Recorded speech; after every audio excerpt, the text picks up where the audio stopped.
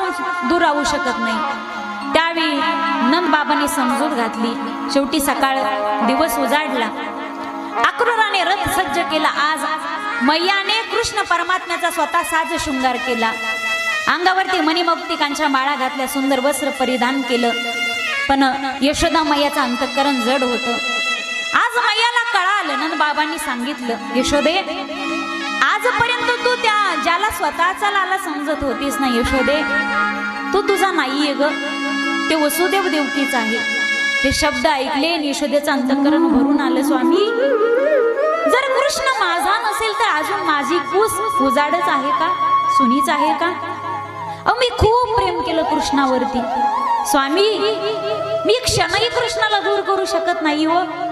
सांगितलं यशोदे त्यात काय अवघड आहे, अगं 2-3 दिवसासाठी जाईल तो, धनुष्य यज्ञ करेल, पराक्रम लीला दाखवेल, 2-3 दिवस